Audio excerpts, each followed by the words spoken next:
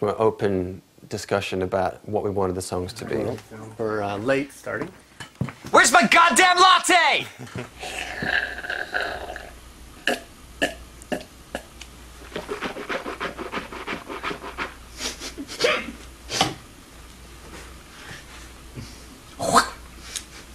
Let's see if it picks up the spray.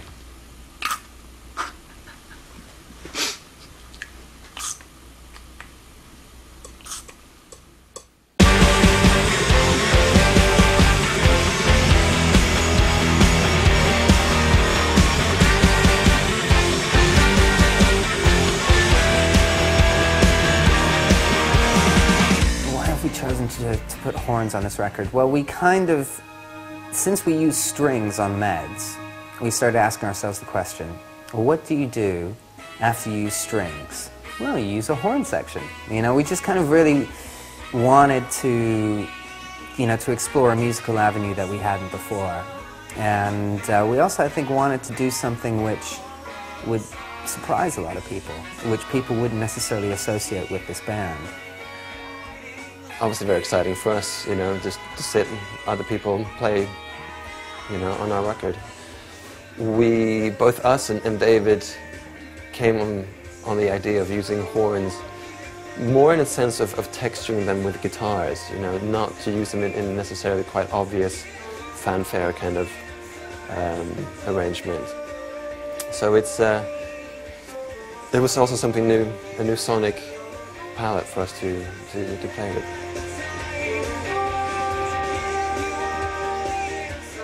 We made the record without a record company. It was self-funded and done on our own time and completely on our own terms. And it was a freedom that we welcomed after such a long contract with a major label.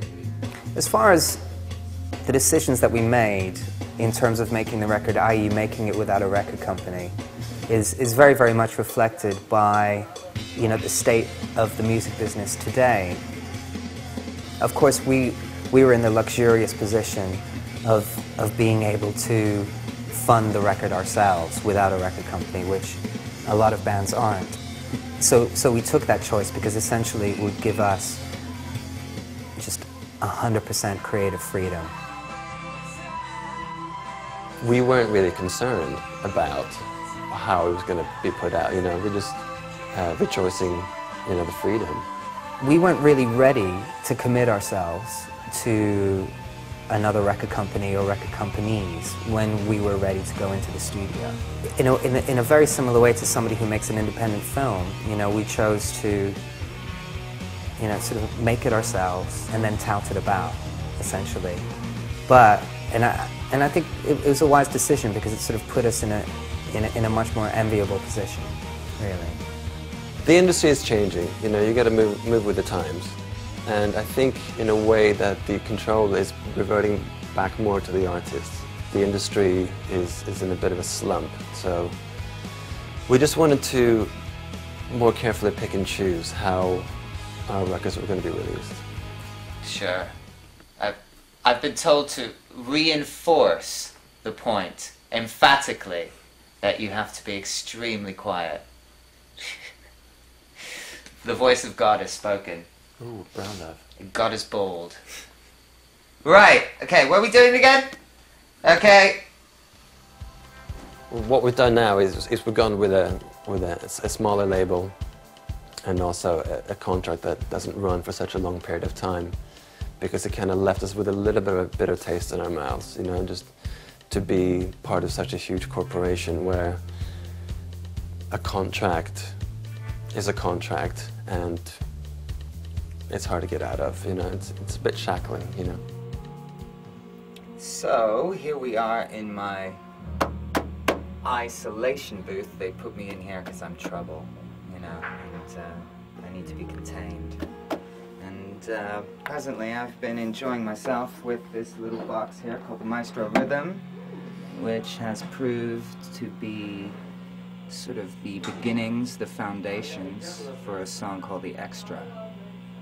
And this is something I've never really done before, but it's essentially a drum machine, quite a prehistoric one, with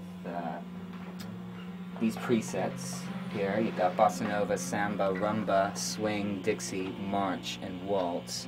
The one that we're using is called Go-Go, because we're particularly inspired by Wham on this album. So I can turn it on and off with this little foot switch here.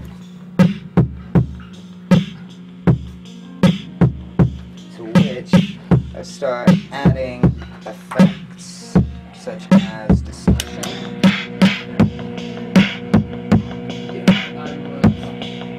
A little bit of blue box for, a little bit of echo for a note.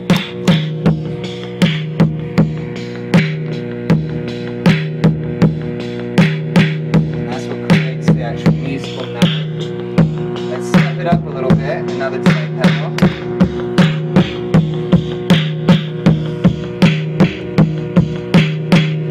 Then we put it through kind of a sort of modulator octave box. Finally through a phrasing.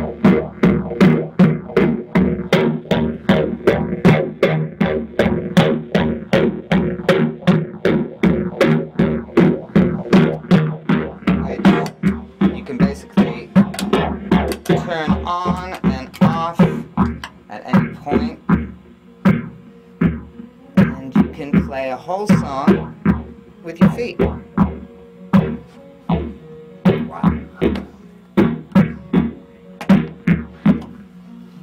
There we go.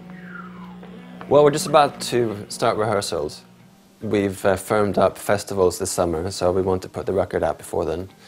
And we also want to rehearse and become, you know, the tight rock band that we want to be. Our plans for the next year are our plans for the next 2 years, you know, really, which is always the ridiculously daunting prospect of leaving your home for like 2 years of your life and traveling around the world, losing all points of reference and sort of waking up in a different town every day.